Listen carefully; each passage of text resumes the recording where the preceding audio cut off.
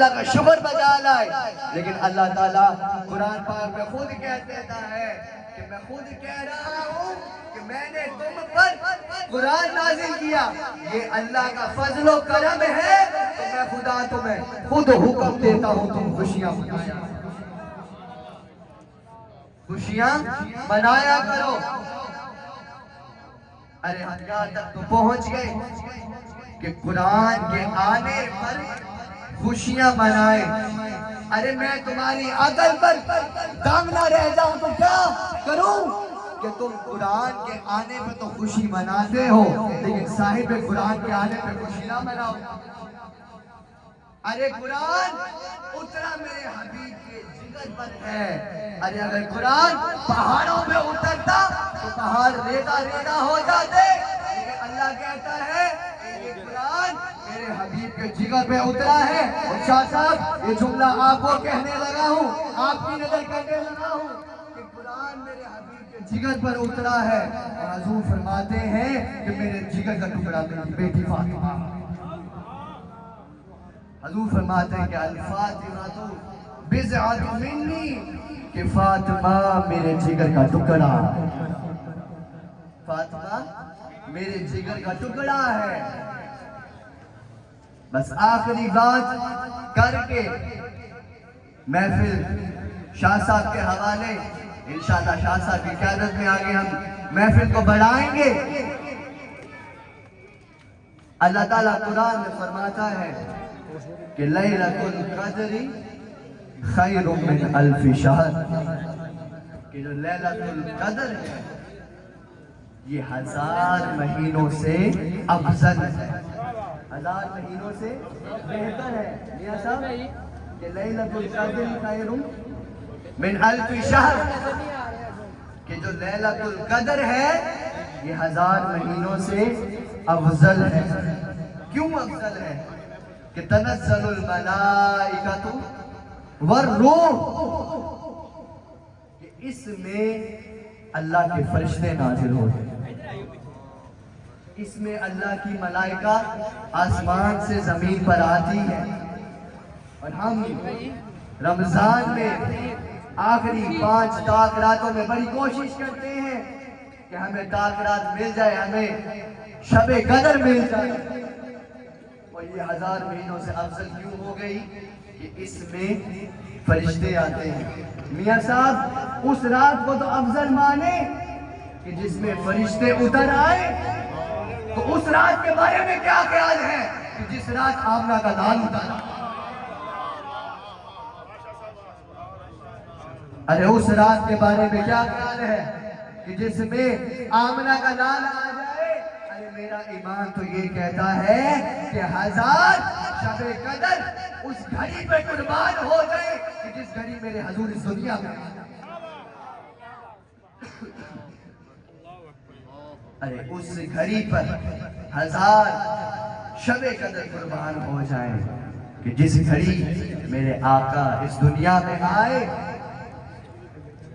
بس اپنی بات کو ختم کرتا ہوں اور اس کے بعد میاں صاحب جو ہمارے سپہ سالار ہیں وہ اس محفل کو آگے بڑھائیں گے انشاءاللہ.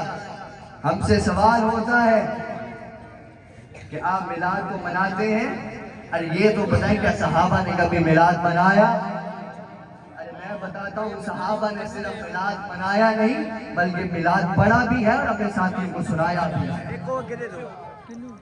حضرت شفا جو حضور کی داعیہ تھی, جو حضور کی ولادت کے وقت سیدنا آمنہ کے پاس کھڑی تھی, ارے وہ تمام معجزات اور ان واقعات کو دیکھتی ہے کہ جب ولادت کے آثار سیدنا آمنہ پر طاری ہوتے ہیں تو اللہ کی طرف سے آپ پر ملود کی طاری ہو جاتی ہے اور آپ سو جاتی ہیں اور نبی پاک صلی اللہ علیہ وسلم کی ولادت ہوتی ہے.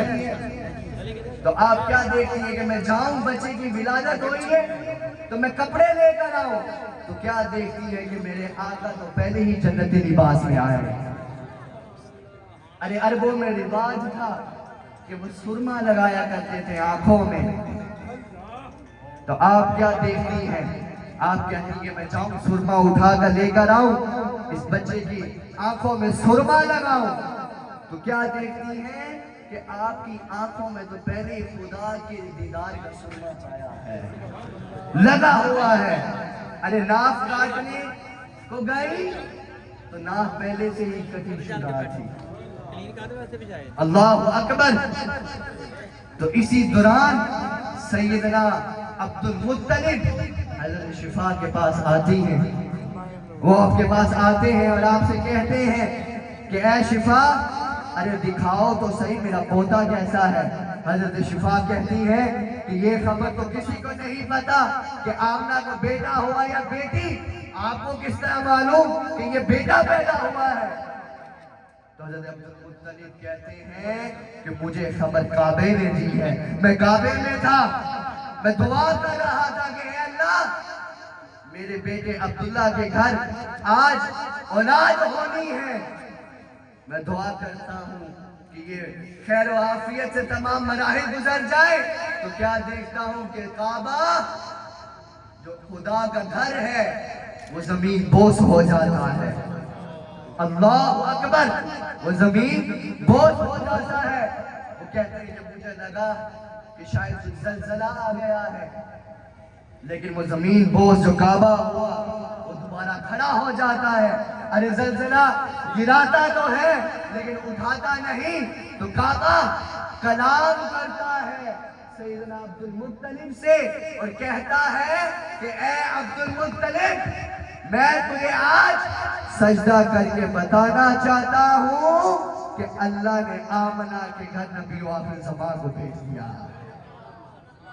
ارے کعبہ صرف ایک ہی مرتبہ بولا، اور میرا ایمان تو یہ کہتا ہے کہ کعبہ صرف ایک ہی مرتبہ بولا، اور وہ بھی حضور کا میلاد پڑھتے ہوئے بولا۔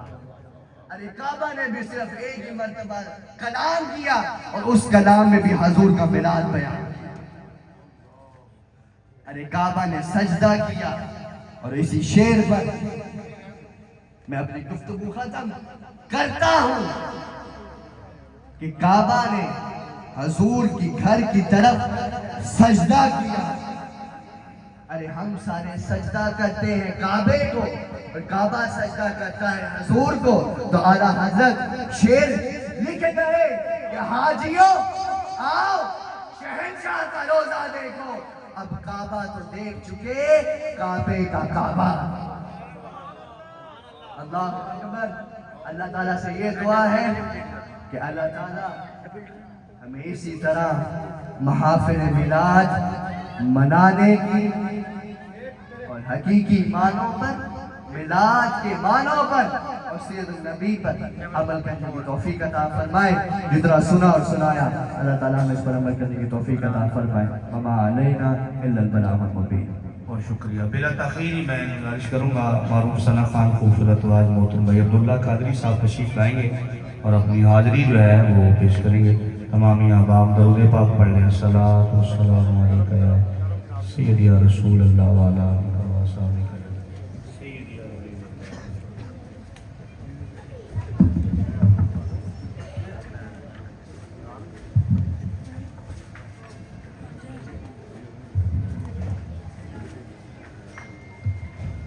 اعوذ باللہ من الشیطان الرجیم، بسم اللہ الرحمن الرحیم۔ رب اشرح لی صدری ویسر لی امری واحلل عقدۃ من لسانی یفقہوا قولی۔ ماشاءاللہ آج کی یہ پروکار اور پرنور محفل میلاد مصطفیٰ سالانہ ختم پاک ہے، جو کہ حاجی عبدالرشید انصاری مرحوم صاحب کے لیے اللہ سے دعا ہے کہ اللہ پاک مرحوم کو کروٹ کروٹ جنت میں اعلیٰ جگہ عطا فرمائے۔ اور ماشاءاللہ میرے بڑے پیارے بھائی اور میرے بڑے بھائی ماشاءاللہ جو کہ آج کے وہ میزبان بھی ہیں، محمد جنید شاہی قادری صاحب، ماشاءاللہ اللہ سے دعا ہے کہ اللہ پاک اس کو اور اس کو نوازے۔ اور ماشاءاللہ ان کے والد گرامی حاجی سجاد علی انصاری صاحب ماشاءاللہ آپ تشریف فرمائیں، اور سٹیج پر ماشاءاللہ کافی ہستیاں تشریف فرمائیں، ماشاءاللہ شہنشاہ کابل میاں بابر ہرونی صاحب، اور ماشاءاللہ